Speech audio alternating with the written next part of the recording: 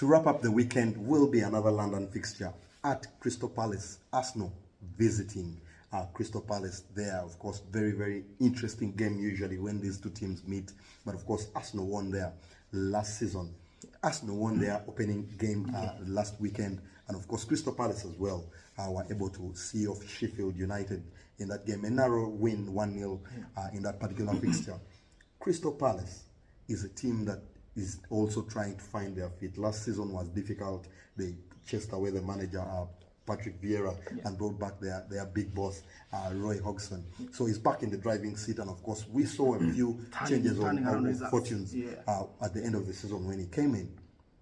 This is now a new, longer season that he has to contend with Roy Hodgson. And of course, with the news that maybe Cheikh Doucouré might be turning his head with that Liverpool interest, this will be another fixture where they welcome a big side that they want to see if they really can match up this season. So I think it's going to be a tricky tie for Crystal Palace. Yeah, it's going to be tricky for Crystal Palace facing Arsenal. I mentioned on day one, Arsenal is going to be a title contender yet again this season. And Arsenal played their first game. It looks a bit shaky after looking comfortable for almost 70 plus minutes. So going away to Crystal Palace, you think they would have learned the lessons and they should be able to replicate the result that they got from their last season.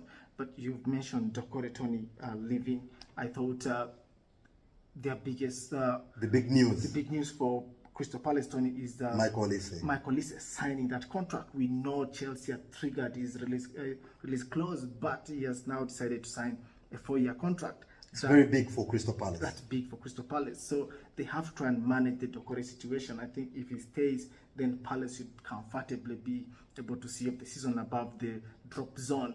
But this is going to be a hard game. Yet you would think that Palace wants to show the fans that even after losing Zaha, they still have that sort of marquee player who gets the crowd up, and we've talked about Eze being one of those players who can excite. He has to be their marquee player this season. He might be now the number one in that team, but this is going to be a hard game, Tony. And for me, if Crystal Palace is able to look at the Arsenal team and maybe just say, let's defend this team, then they will have a chance. But if they come out to play an exciting Arsenal side, they will get hurt. The biggest issue with Crystal Palace that I've seen even over the other seasons, they have about 3 strikers in the side. Yes. Jordan Ayew, they have Hudson Edward, they have Mateta, but none of these players can give you 10 goals a season. None of them. So it's a very complicated situation where you feel you have enough strikers in the team, but none of them can really give you much talking going about forward. That lack of that number 9 who gets the goals, I think it has forced Crystal Palace to have that number 9 just be there to hold the as a target man, and then the other people around him try to get the goals. Zaha was good at that, but now this season, who is going to be that player? Could it be Olise or Eze? We still have to watch the Palace side and see. It will be very interesting. Of course, Arsenal coming into this one off the back of the news that Jurrien Timber, their new signing, might be out for up to 6 months. It will be very, very devastating news for especially Mikel Arteta, who might have thought perhaps he has finished most of the business in the market. There's been rumors of outgoings, but now looks like certainly he might need to start looking somewhere else. And of course, Aymeric Laporte, another player that they were looking at, we've seen another offer from Saudi Arabia. So it's very interesting to see who then they turn to in that particular left position. It will be very interesting. But Arsenal, like you said, they played the first game, perhaps not with their first 11. That starting 11 for Arsenal, Timothy, doesn't look like perhaps the starting 11 that Arsenal will be playing with going forward. There's still a few answers that Mikel Arteta has to show us, perhaps we'll be seeing in this particular fixture. Of course, there's been the arrival of David Raya. We talked about him last week. That loan has now been completed for £3 million. Loan to buy option, 27 million at the end of that loan. These are the sort of fixtures perhaps you would see Arteta shifting or making these changes in goal if he were to make those changes in the Premier League. Yeah, I think this is a fixture you can try out the things you want to do. The keeper side, do you try it now? I don't think so. Raya's been there for maybe 2-3 days. I would think Ramsdale will maintain his position. The tricky part or the bit of the part that everyone seems not to understand well is the strike line. Tony Nketiah, every time he plays, he seems to have a goal in him, and yet there is The Trossard. jury is still out. jury is still out. He doesn't seem to do much outside from scoring. Yeah, Tony, but I think a number 9 has to score. And I was happy reading the papers, Van Persie saying if Nketiah plays as his focal man, he will get more goals and he could be rivaling Thierry Henry or Van Persie himself. So for me, that is the number 9. I don't believe that.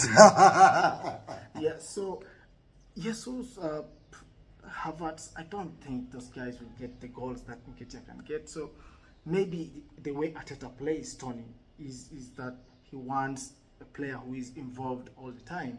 But for me, I think let number 9 do his job and let the other players do their job. So the Crystal Palace game, we expect to see Arteta try to shift to his preferred 11. So we might not get surprised to see Kai Havertz leading the line or even Trossard playing as a number 9.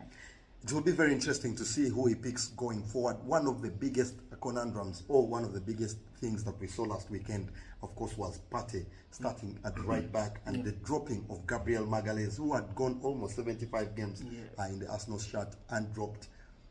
That is a sudden shift, Timothy, that we didn't see coming. Yeah, what do you think about we that? didn't see that coming, but as soon as I saw Partey on the right back, I knew he was trying to mimic the Zinchenko scenario, where he knows Partey is going Can to move into drift midfield. the midfield, and then he stays with like a back 3. Unfortunately, that injury to Jurrien Timber made that they had to go back to the 4 that is they're accustomed to.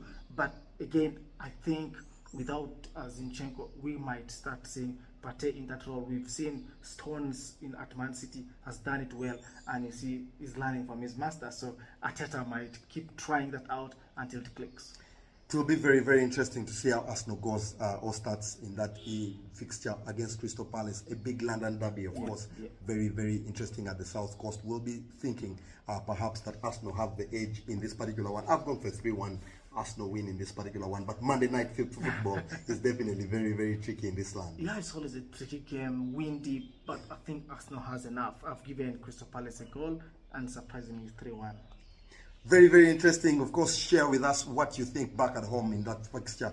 We'll be sharing our thoughts as well, more of those on our social media pages. Don't forget to subscribe and follow us on TikTok. We're also on YouTube, the Tony and Tim Show, or TNT Live UG.